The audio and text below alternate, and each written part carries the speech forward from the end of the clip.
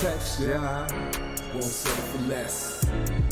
Betcha that you won't forget. Text us, don't call our phone. Help us. Hey fam, and thanks for joining us today with Conversations with G. I'm your host G, and I'm joined today by Jay, and we're going to dive deep today. We are diving deep, as I said in the ad the last time, we are talking about relationships. Yeah. And so Jay, tell us a little bit about yourself. Where are you currently in a relationship? First of all, my name is Jay. I'm a Leo. I like long walks on the beach, but I'm actually engaged to someone I went to high school with. It took me actually a while to actually get her. So, Oh, congratulations. Congratulations. Thank you. Yeah, so engaged. So coming up soon? Yes, this year actually. Wow, congratulations. Yes. Now, Thank you. You said that this was someone that you went to high school with. Yes. Okay, so in speaking about relationships, you went to high school with this person. Did you date back when you were all in high school? Oh, no. No? I don't think she knew I existed.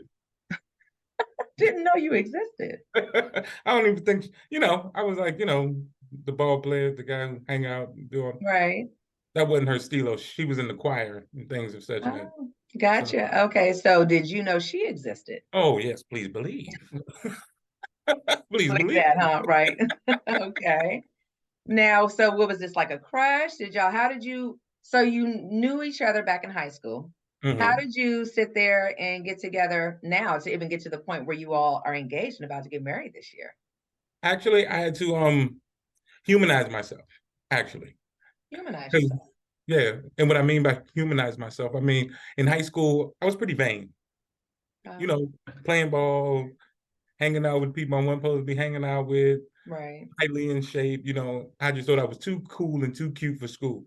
And that kind of attitude, she wasn't that kind of girl. Right. I hear you. I actually was the same way when I was in high school. I thought I was just tell me. You can tell me nothing. You couldn't tell me nothing. Oh no, G was like that. Oh no, you couldn't step to me. You had nothing on me. Oh yeah, no. And so I was always just hands in the face. No, get up off me. I know that's right. With everybody there. Breaking their heart. I don't know about breaking any hearts, but in my mind, probably I was thinking it, but maybe not in reality, But yeah, I get it. And so I like that you said humanize yourself. Yeah. So speak a little bit about that. Like what in your lifetime, what caused you to even realize that you needed to humanize yourself? Just realizing that things didn't actually work.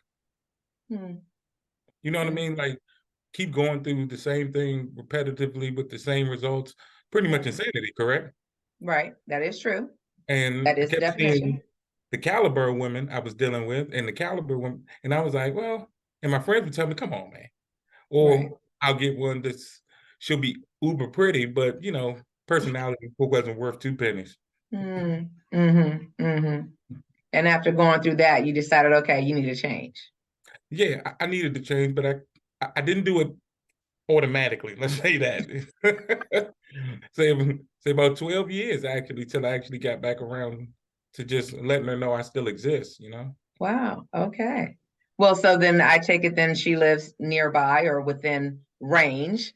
It's not like she, got up and moved out of the area and you had to go hunt her down and find her, right? Well, I actually got lucky. She had just graduated from college, UMBC. She had just graduated and came back. She was living in Pennsylvania. Oh, wow. Okay. Yeah. Yeah. Now, do you consider that luck or God's plan? I'm going to go with God's plan. Yeah. All right. I like that answer better. God's plan. I mean, when you think about it, to know somebody for that long, from that long ago, to then have some distance go by and then have them reappear in your life, that is God's plan. Yeah. That is God's plan. I think about like how my husband and I met. I'm married, so this is my second marriage. And and when I talk about how I met my husband, I always say it was God. It was nothing but God. And the weirdest thing is, as we grew to like learn each other and know each other, we probably crossed paths so many times in the past. And just like how you said with your fiance, probably didn't even know each other existed, because we were just all just doing our own thing, whatever, just going through life. But we were literally at the same places, same times, what have you. So I'm sure our paths have crossed, but it wasn't until that particular day when we met, when God said, okay, now you two meet, so I get it. I get it. And that's a So, beautiful thing. yeah. So how do you know? How did you know that this was the one for you? How did you know that this, when you talked about, okay, this is a person that you are going to be marrying later on this year. So how did you know that this was it? Actually, that's where it took me a while to think about it, but that's where I realized where it was God's plan. Because at the time, me and her still wasn't, we helped each other get closer to God. We both knew it growing up, you could tell, but we strayed away very far. By the time I got back with her, we'll link back up with her, she became me and I became her. I was more so pushing women away, like, I ain't really into it. And she was more so, she's pretty, she's feel this way, she's doing her thing, which is nothing wrong with, believing in yourself. But she was taking her hot girl summer before it was a hot girl summer. You understand what I'm saying? I get it. And did that put you in a weird space? No. Oh, okay. Because I knew her without even knowing her. Right. Which is, once again, springboarding off, you were absolutely right. Definitely God's plan. Okay. So you knew it was God's plan. I want to talk about, my husband and I, we sometimes often have these deep conversations, right? And I remember when my husband and I first met, and we started off as friends, right? So we was friends, we would talk long hours, just getting to know each other. And then the stage went from friends to now we're actually dating, boyfriend and girlfriend. And honestly, for me, that was a scary moment. I was scared to admit and to say that I am in a committed relationship with this man. And because part of that for me was the way that we are vibing right now as friends, it changes. So there's these stages in relationships, right? So how you are as friends, when you get that title of boyfriend, girlfriend, your relationship changes. Maybe not as much as it does when you then move forward to a fiance. Boyfriend and girlfriend, fiance, different stages, that different title. There's different things that's going on there. Like there may be certain conversations that you can't have. There may be certain things that you can't say. There may be certain things you can't do, or you would question yourself or hold on, put pause before you actually do that in front of he or she, right?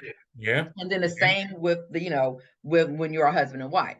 And so for me, I know when we were moving from the stage of our friends to, boyfriend, girlfriend, like actually committed relationship, just one-on-one, I was terrified. I was terrified because I knew that that a lot of things that I shared, in that space with him as friends, would be different moving forward as a committed relationship.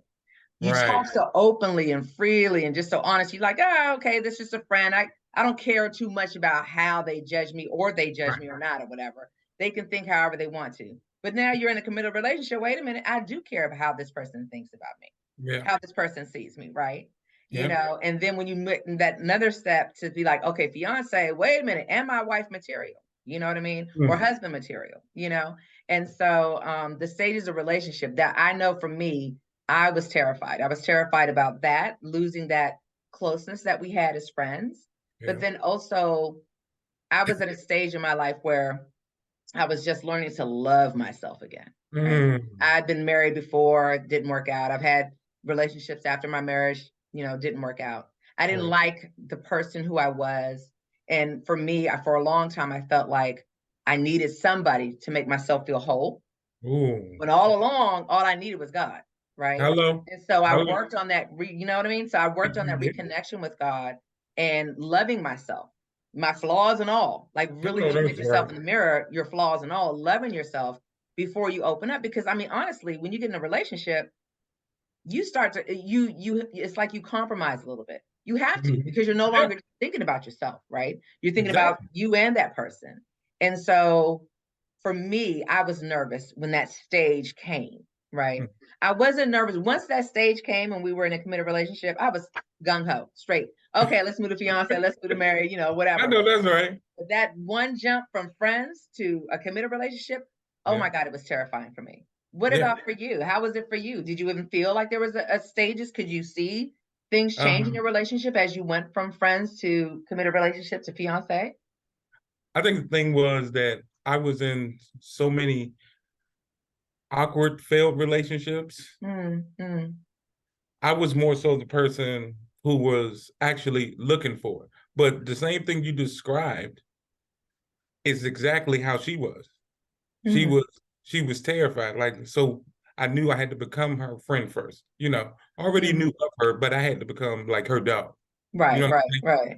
And as I needed her for that is me as well. I'm thinking I'm doing her a solid, and the whole time she getting me right.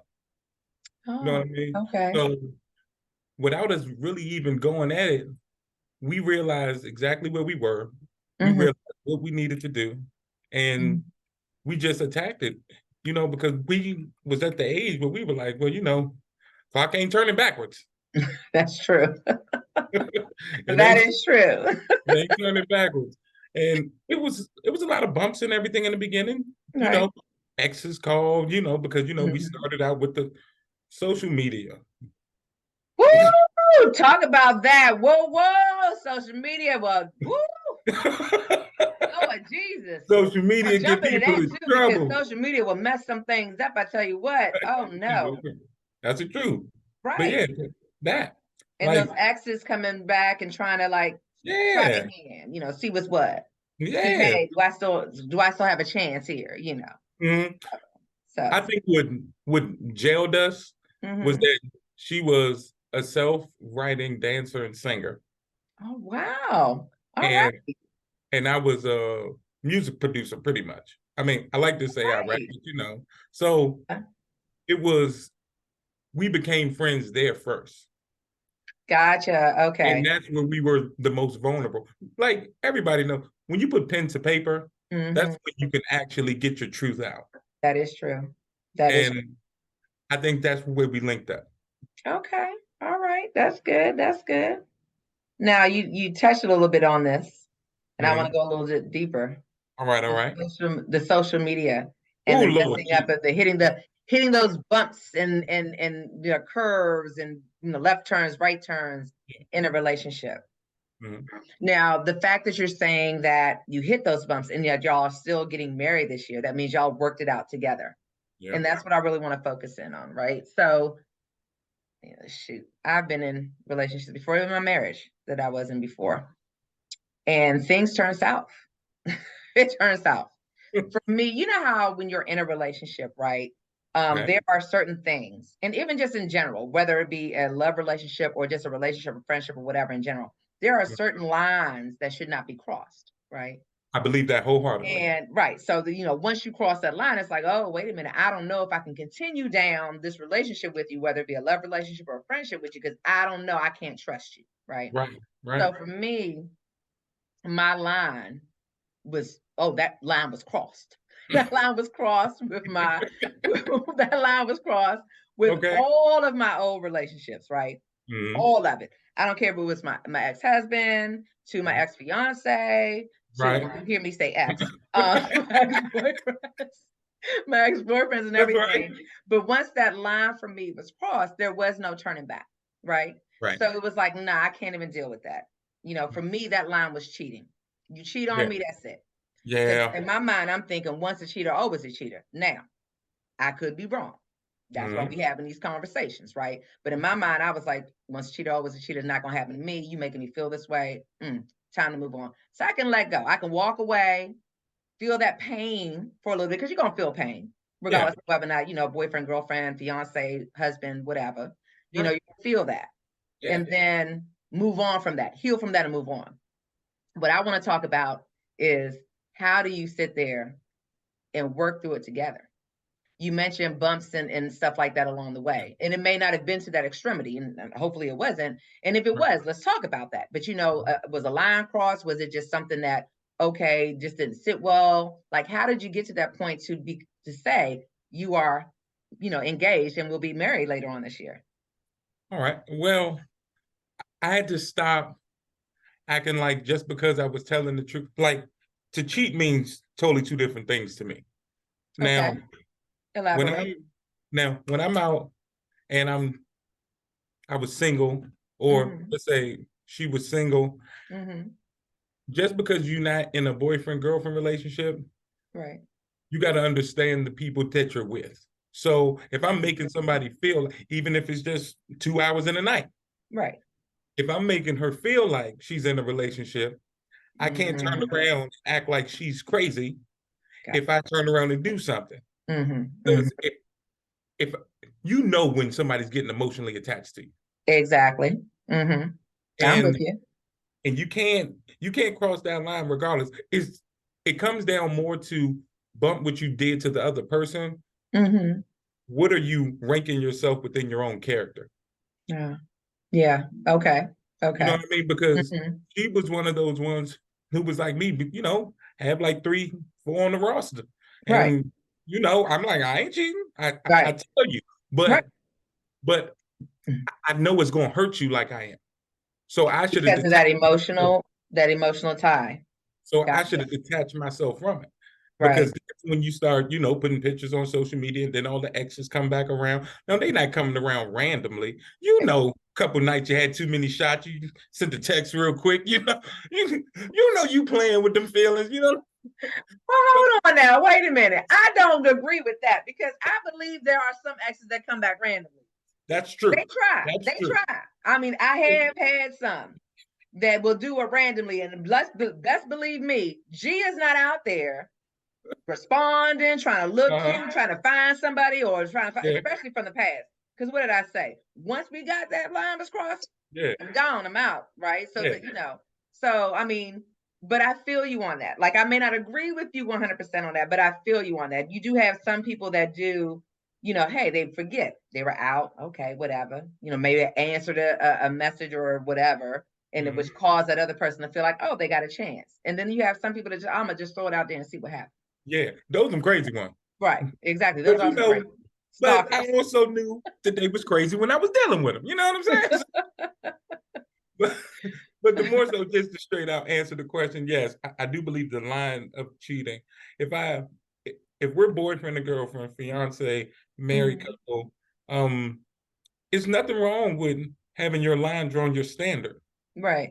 I understand that, but I also know that I got a certain kind of love for a person. So I'll let some things, at the time when we first got together, I was letting things go. She was letting things go with me. But when we really sat down, like, okay, we got to put God first.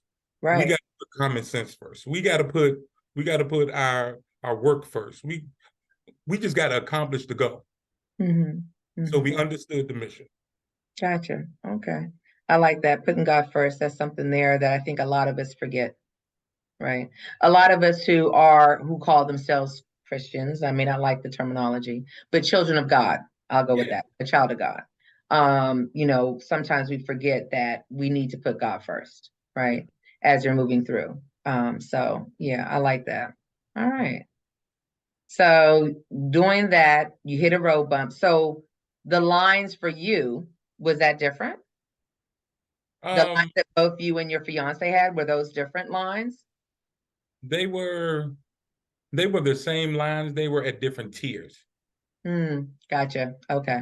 You know what I mean? Because maybe I'll be a person to say, we at the type of age, if I'm married to somebody or engaged to somebody, ain't got no time for you talking about you got no male best friend. She ain't got no time to be talking about I got a female best friend. Gotcha. But not saying that we're not mature enough to handle it. Right. But you don't know what that other person brings. You don't know what's that other person's intention. Right. You get what I'm saying? I see it. Yeah. We got a common goal, you, me. Let's accomplish the goal. Right. And I know that might ruffle some feathers in 2023. Oh, he's crazy. That's okay. I mean, but this is a space, we don't have to agree on everything. You know what I mean? I'm trying to get different viewpoints. So I get it, So how do you feel about opposite gender best friends, close friends, go out hanging out, kicking it? I'm not down for that. I know Call it what you want. Call it what you want. I'm not down for that. That's what I'm talking about, G. I'm not down for that on several reasons.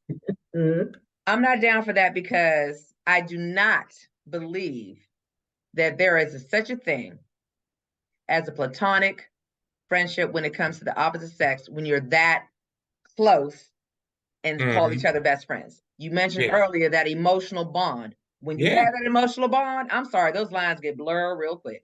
This does not happen. I have yet to see it, and I don't know, people. If you think something different, feel free to comment. But I have yet to find that you can have an actual platonic relationship with that opposite sex when those emotional ties are there. Yeah. You know what I mean? Regardless of whether or not you are feeling it or not. How many times we watch these movies and shows, we see, oh, well, you got the guy stuck in a friend zone, but he's feeling some type of way. Yeah. It's relationship because she won't let him get to that point, whatever, but because if he had it his way, it would not be. So for me, I don't believe in that. So I'm not down for that at all. I don't like the closeness. I don't like the emotional bond. I feel like my spouse, like I'm married, so my spouse needs to be connected with me emotionally. Yeah. And that's it. I don't worry about no daggone female friends or whatever. Nah. Okay, family, okay. Right. Family, okay. Friends, nah, we're not doing that. Because if the shoe was on the other foot, he wouldn't have it either. Have a whole issue. Look at it in that sense of the word. Like, before I go out and make a decision to do something or not do something, I think about how would my spouse sit there and react? Would I do this in front of them? How would I act in front of them? Yeah. If I wouldn't do it in front of them, then I'm not doing it behind them. Exactly. But you have some people that just do it, for whatever reasons. There can be a ton of reasons or whatever, but nonetheless, I know for me though, I wouldn't do that. I don't believe in the best friend who happens to be of opposite sex for me, and we're just platonic, because like I said, those lines get blurred. So no. Yeah. Okay. Yeah. I like that. So that's kind of where I stand with that. I'm just like, it's not working. It's not gonna happen. Yeah. Now, going back to what you said as far as like getting to the point where you two sat down and talked it out to figure out like how to move forward together. Yeah. What did you find it difficult to get to that stage, or like what was it that got you and your fiance to say, realization? Let's converse about this. Yeah. Trial and error. Trial and error. It wasn't like we just decided one day, okay, let's sit down and write it all out. Right. We came to an agreement. Each side tried to be slick. Each side got caught. So, everything happened for a reason. And we needed that because, as you said, when you come into a new relationship, like you trying to be the best that you can be, it's like you lost that friendship part. Yeah. Yeah. So we had to get back to just kindred souls. We had to peel back layers till we got like that. Yeah. under the skin. You understand what I'm saying? Yeah. And then when that was out on Front Street, it was as simple. When it really was just us terrified to talk about our wrongdoings in the past relationships of our lives.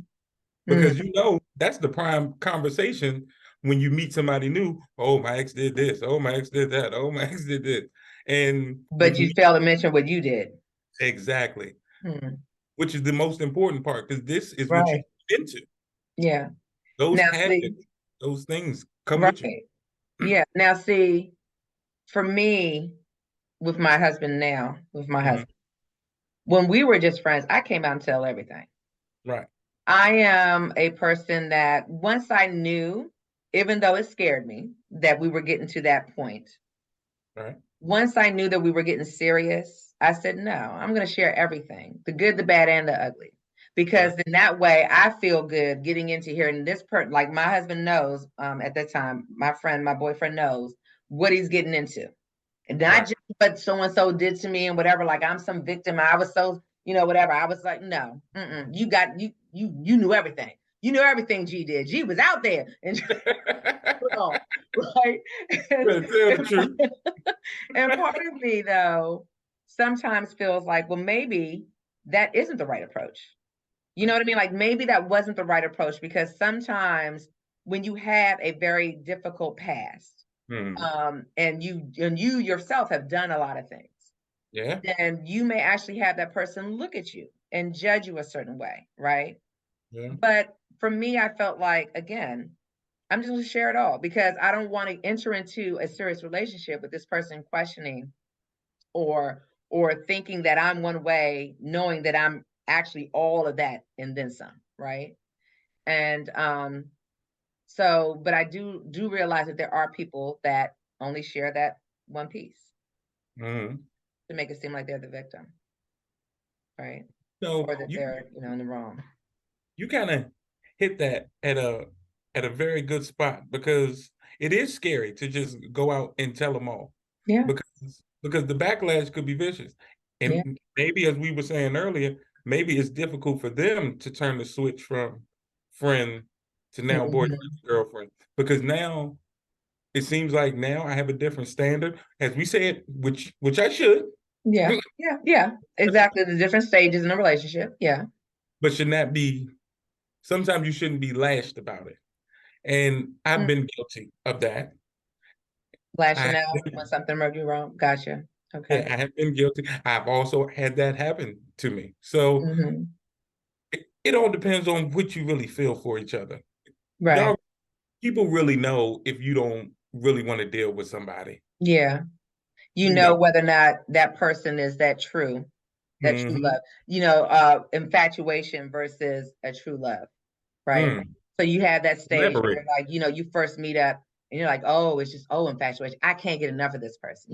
I love this person. You wait for their phone call. You can't wait to see them. Whatever. But somewhere along the line, somewhere along the line, that infatuation. If it's just infatuation, ends. But if it's actually love there, then that continues on, right? So what are some things for you that you think are the difference between infatuation versus actual love? Okay. To me, infatuations, they cower in the face of truth. Okay.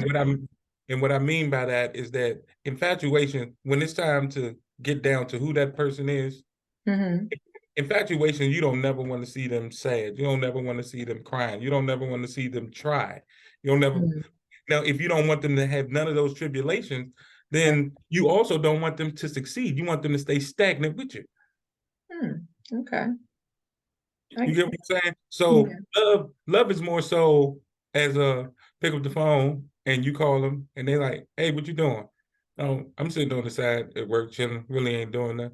I thought you was complaining a couple of weeks ago about the new job opening. Well, you ain't gonna get it like this. Right. Okay. Helping each other, pushing each other.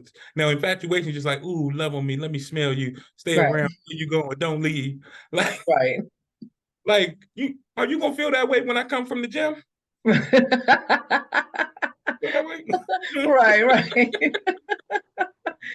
Okay. I like that. I like the way that you broke that down. Some people, like when you ask them, like, what's the definition of love? They get stuck on the surface and it's just up here. But like it's not the analogy that you've given. Like being able to push that person, being able to sit there and tell them you messing up, or hey, or even encourage them or whatever. Because you care. If you didn't care about that person, you wouldn't care whether or not they looked for that job or got that job or not. It's like, okay, whatever. I need you at the time. And just call me because I just want to see your face. I just want to be around you, whatever, But yeah, but I love the way that you broke that down, because, that was going to be, one of the things that I talk about, like, how do you know infatuation versus love? How about you?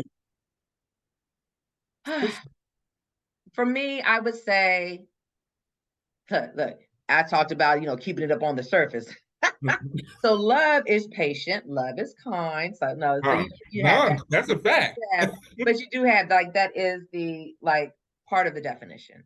Patience, kindness, caring for, wanting the best for that person, regardless of whether or not y'all are together or not.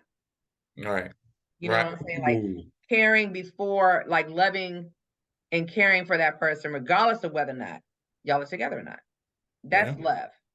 The infatuation part is the whole, like I mentioned earlier. I can't wait till I see this person.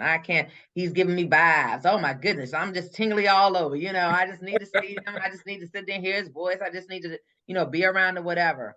Right. But you could care less one way or another whether or not this person actually has something serious going on in their lives. Like, say for instance, relationship just starting out, this person gets into a car accident. Okay. Infatuation. Oh man, I'm not gonna be able to see that person. Well, let me go ahead over here and contact another person. Check it out, because that's infatuation. Love is, oh my goodness, I need to get down there. I need to see what can I do? I want to be there to help, assist, whatever. What can I do?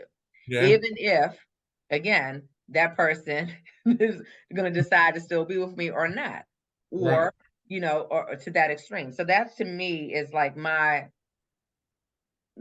contrast of infatuation versus love. Right. I started off with that overhead layer, not really getting into the meat and potatoes, but then really into the meat and potatoes of it. But that's kind of with it. I like that. Get the snaps now. Let's go, G. I thought we were just chatting. We having a conversation. We talking. Well, of course, that's what this is. This is Conversations with G. Right, this is where you go. You get that open and honest conversation. This is where you go. You get that. You learn from each other. Like I learned from you. You know what I mean? Like, so but this is that spot for that. We're not going to agree on everything, right? So, I am going to take some of what you said as far as like the working it out together, getting to that point, like really just, and knowing that it wasn't just an overnight thing. That you try. I think you said you tried and failed. It's tried and failed a few times before y'all both got to that understanding where you could have that conversation with each other and know how to like move forward together. So, so I'm going to try that myself. I am going to definitely try that myself. I'm definitely going to try patience. I need to work on that a lot more. I think there's a lot of us out here that really don't have a lot of patience, but don't like to say that we don't. I'm still a work in progress, I say it, but I am a work in progress, but I am getting better, as the days go on and so forth and so on. So that's fine. Talk about how you're preparing yourself for this marriage. Okay. Like, what are some things that, or do you think there are things that you've learned in your past relationships and just going through life as a single man, even the trial and errors that you did, with your fiance now, that you are looking at moving forward into this marriage? Like, what are some things that you're thinking, okay, I know that I learned this about myself, or I learned this about my future spouse, and going in, this is how it's going to be. Because vows are sacred. Yeah. And I don't mean to be coy, but it's just not about me. It's not about me. Right. I mean, that's the easiest way I could put it into a nutshell. Like, but that's what we're taught. You go to school, you get good grades, to go to another school, to get a job. Like, it's always me, me, me, me, me, me, me, me, me. Now I'm stepping into something that has nothing to do with me. I asked her. So that means she's willing to back me up doing whatever I need to do, but I have to actually be her emotional support, not just for play, because it's different when it's 24/7. Right. That is true. Are you going to be there when she sleep and she whining and she farted a little bit? Like, for real, let's talk. Let's talk. Right. With the open doors as you use in the bathroom, you know, that type of stuff. Like, wait a minute. Hey, I'm too wide open. You understand Right. Still having a long conversation. Do you hear me? Exhaust fan going. Yes, yes. And one way I make sure I hold myself accountable to that, we've been boyfriend, girlfriend to fiance about 5 years and some change. In my presence, she has never touched a door. Not a car door, not a store door, not a home door, nothing. And who said chivalry was dead? I don't know. I have no idea, but I can't. Right. But that's how I hold myself to a standard. Mm. So when you think about something as simple as holding doors, then when the big stuff comes, when she's really hot about something, chivalry still comes in. Like, bro, are you really fitting to raise your voice? Right, right, So not only a woman, your woman. right, You got to take that. Were you wrong? right. You know, and I know things are unfair. Things could be sexist. Things could be, you know, uneven. Double standards may have you. Right. But, and I asked her. And that's how I pretty much go about it. Gotcha. Okay. All right. So when you say you asked her, you mean you asked her to marry you? Oh, yes. Yes. Okay. Yes. I had to do it twice because, you know, we were talking about messing up. We talking about trial and error, right? Twice. Yeah, trial and error twice. Gotcha. Okay. So, but this time, this is it. Like this one stuck. This is it. This one stuck. Right. All right. So later on this year, it will be Mr. and Mrs. J. Yes, ma'am. All right now. All right. Well, I love to hear that. I love to hear that on so many different levels. I love to hear that not just because you're a Black man and this is Black love, because I feel like our community very rarely sees or experiences, especially the youth, the Black love and how we like actually function together and work through things together to have lasting relationships, lasting marriages, or what have you. I mean, I look back at even what I've seen and whatever growing up around my time, and I'm seasoned now. So, but I've had some years on this earth. But in my time, not that line now, and seeing the failure of Black love. So I'm loving it on that perspective. I'm also loving it based on how you talked about it, how you talked about your relationship and what you're walking into and going into. So as you were talking about the past and moving forward into a relationship, right? As you're moving through. Right. You know, we all realize that, hey, we've got some baggage with us. I know I had some baggage with me moving into the next relationship. I knew I had some baggage with me moving into my second marriage with my husband now. You know what I'm saying? But realizing that you actually have this baggage and actually keeping it in the past. Those are the two separate things, right? Like I went through, I think I shared with you earlier that when me and my husband first met and we were just friends, I shared everything, right? So I just knew I ain't had no baggage. You can't tell me I had baggage because he knows everything, right? That's in my mind, that's what I was thinking. But as we maneuver through, and we're moving on 6 years of being married, 8 years together. But congratulations. Thank you. But as we're moving through, I realized, wait a second. Some things that happen when you hit those bumps in the road, like how you mentioned earlier with you and your fiance, but then still being able to get through it. Like we would hit those bumps and I'd have to check myself, wait a minute, why am I tripping off of this? And I realized that's because I never left that baggage there. I may have talked about it. I may have mentioned it so he's aware of X, Y, and Z. But I may have said, God, please take this away from me. But I still held on to that bag. I still carried it right along with me. Because if it smelled like it, walked like it, whatever, oh, it was it. And I was just quickly reminded of the past.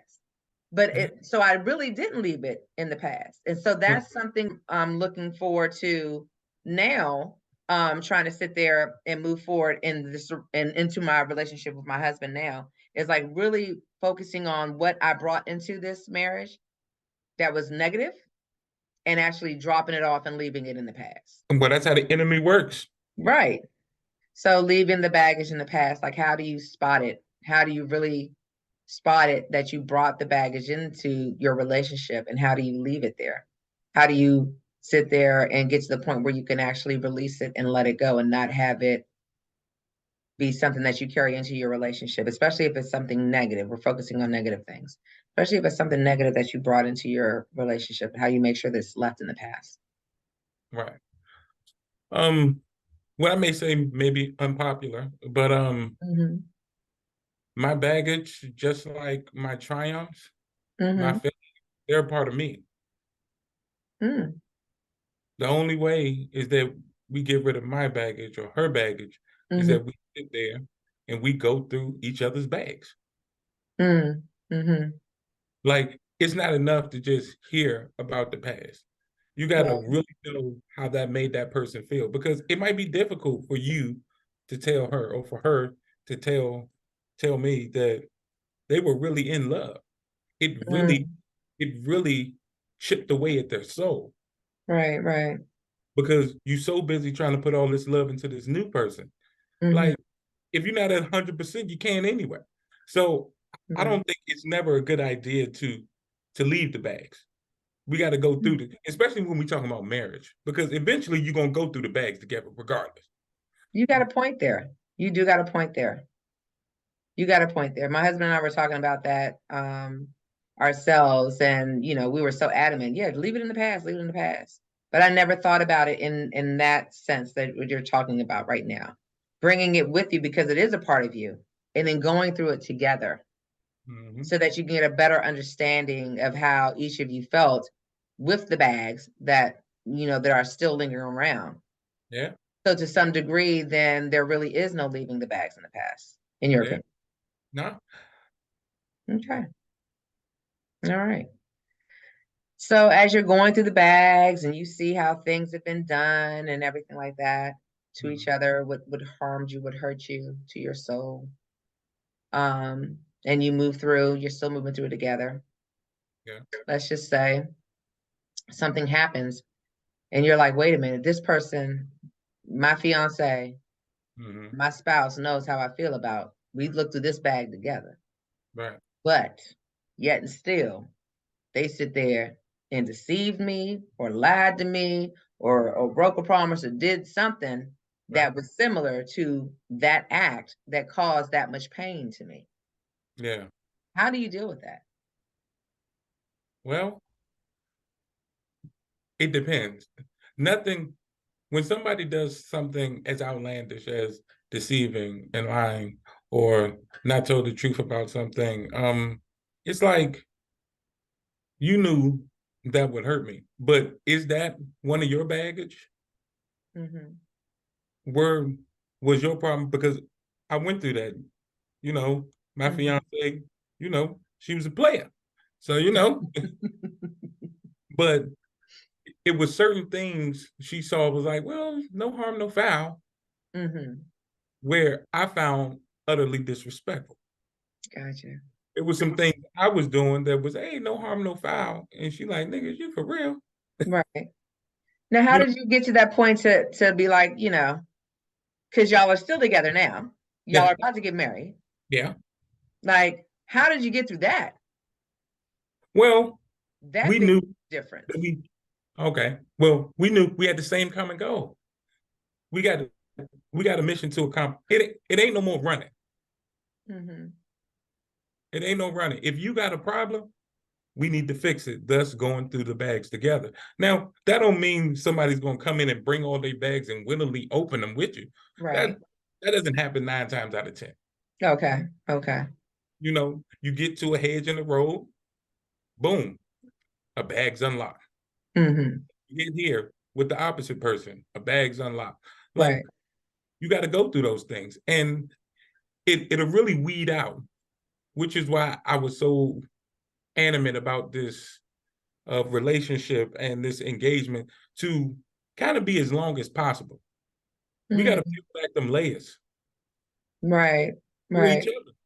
Because it's crazy to finally get together and then you learning stuff about somebody. Right. That's true. That is true. So that's how we truly got past it. Time. You can't lie forever. You can't have. Can't have forever, because they always say, you hear it all the time. What happens in dark always comes in light. Yeah. God will reveal it one way or another. I know He always reveals stuff to me, whether or not I want to see it or not. A lot of stuff, I'm like, keep me in the dark. I know that's right. I ain't trying to know that. Ignorance is bliss. Ignorance is bliss sometimes. Because when that harsh reality hits you, it's like, woo, that's some rough stuff. Yeah. That is some rough stuff to get through. And so, like, going through being deceived, being lied to, and me trying to find that, not even trying, because I did get to a point of forgiveness. But so I forgave. Now I'm at the stage of trying to trust and believe again. Trust and believe again in us. Trust and believe again in you, my husband. Trust and believe again, like, that we're in this together. You know what I mean?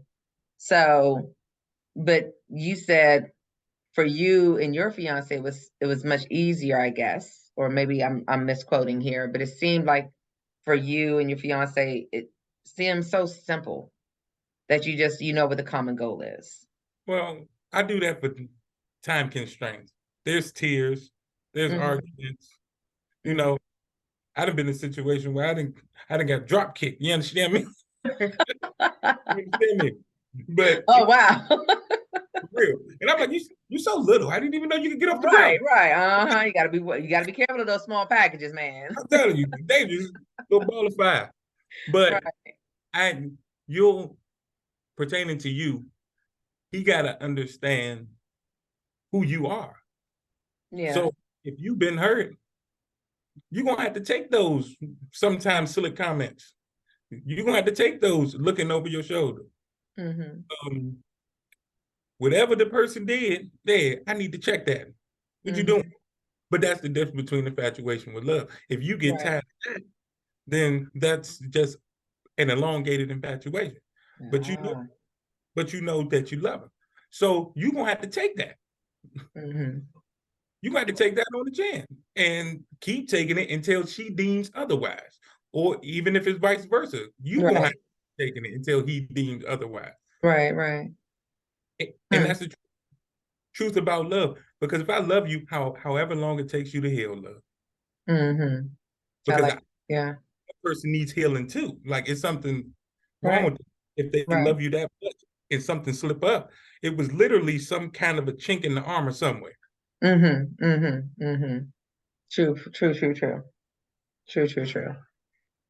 So I talked earlier about, a line that, we talked about lines that you don't cross, especially in relationships. And I said, mine has always been cheating, right? Yeah. Don't cheat. That's my line. And I was sitting here thinking about my past relationships. And I thought about, I was like, I have yet to meet a man who has not cheated or went out there but turned away from their spouse, their girlfriend, or what have you, their partner, their fiance, and turned around and sought that emotion, that comfort, that sex, that whatever from someone else. So part of me, one day I was thinking, I was like, we hear when the vows of marriage, you take your vow and everything like that. And you're like, are you committed to one another? But I'm like, and we believe we're supposed to be monogamy. Is it natural? Is it really natural? Because you sit there and read the biblical stories. Of course you got the Old Testament versus the New Testament or what have you. And in the Old Testament, you hear all the time how Abraham and all these people, they got about 8 wives, sister wives. They got a show about it now. Sister wives, just they got all these wives, all these concubines, all whatever. But the man could sit there and have as many women as he wanted. To sit there and pump out them babies, as many as, to get that, that population going. But a female could not do that. And so when I sit back and think, like, there is yet to be a man that I've met, whether they family or not, sorry to be calling y'all out like this, but whether or not they family or not, to be like actually legitimately 100% true and honest, and like that's the only, like truly and honestly monogamous with their spouse, their life partner, their, their person that they're with, right?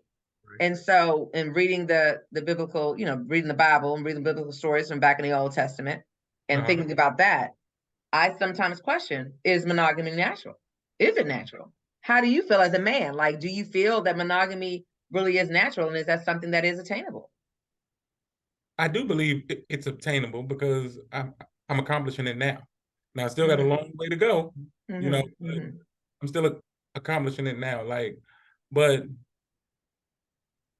let's say it like this: nothing good for humankind is natural. If we go on by the book, you're born everything that's for you, you want. That's So, true. is it natural? Probably not. But times always flip and change. Like nowadays, you see more males wanting monogamy, and the females don't want monogamy now. So, what's natural is pretty much how you view yourself, what you want. Because I really don't even look at other women, and I'm not just saying this. Like seriously, that's not my thing. Why do I need to be in a relationship? True. That is true. My feelings exactly. Like if you're if you are having doubts or questioning, or like, hey, you feel a need to go look at, another female here, there, whatever, then just go do your thing. This ain't it, right? You mentioned earlier that, nowadays you have women that, are out there, they're the ones that's like in non-monogamous relationships. And I remember at one stage in my life, I was single, and I said I don't want a relationship. Right. Right before I met my husband. I'm not looking for a relationship. I like to be the single, whatever. Now I'm out here, it's just me, and I have friends. I have friends. All right. All right, man. 7 friends, and here we are, okay. And for me, because the person that I am, I like to be honest and true all the time and just let you know what you're dealing with. Yeah. You hear back in the day, oh yeah, you got a so-and-so, you got a boyfriend, whatever. Yeah, I got a boyfriend. Well, let me be your friend. Let me be your friend. You hear that all the time. That's one of them lines you see all the time. Okay. Friend, right? And so when you classify, like I classified my friends at that time, all 7 of them as friends. And I told them that you are not the only friend that I have. There were times when I would actually go out 3 different dates in one day. Morning, afternoon, night. Let the person know, hey, you got to be back at this time because I'm hooking up with so-and-so, whatever, there were some times, of course, where that didn't sit well with guys. even though I said, then you tell them, right? We're just friends. Also, I was in that stage that I had my one person that was my go-to for that sex, that intimacy that I needed. Because I'm not going out there and I'm not having sex with all 7 of them. No. But I got my one go-to, and then, there's 6 friends. And yet still, even if that person that I was out there doing the sexing with, and that was my one person, we're just friends. Yeah. That's it. There is nothing, no love lost here, whatever. And I felt like, if I'm honest with, the guys that I'm with or what have you, then everything will be cool. Like no one be in their feelings and it wouldn't be no big thing, but that is so not the case. Wrong. When you are honest with people, even when you are honest with people and let them know like what you're not looking for or whatever, and they will get in their feelings a lot, especially, oh my God, especially when they're like, okay, well, I want this to be, me and you. You're like, no, I told you from the beginning, da da da. I can't believe you're doing this to me, but you blows up and whatever. And then the 7 becomes 2, the 2 becomes 0, whatever. Okay. I'm fine because I'm single. I'm trying to learn to love myself, whatever. But so that to me, I was just like, I feel like it can't be. I just said that, and I feel like I'm sure there are people out there who are thinking like, looking at me so wrong. But if I was a guy who said that, right? Like they would sit there, like there's this double standard, right? But going back to the monogamy thing, in that situation, technically, there was only one. There you go. Out of the 7. Did it feel natural? I don't know. I'm up in the air about that. I feel like how you had mentioned, and how did you phrase it? Everything that is good not for good us. for you. Oh, everything that's not good for you. It's natural. It's natural. Wow. But we have to make it so. You got to make it so. Especially if you're in that, one-on-one relationship. You got your fiance, you got your spouse, you're getting married. Oh, yeah. You have to make it so. Texture, won't settle for less. Won't settle for less. Texture, that you won't forget. That you won't forget. Text us. Don't call our phone. Don't call our phone. Help us.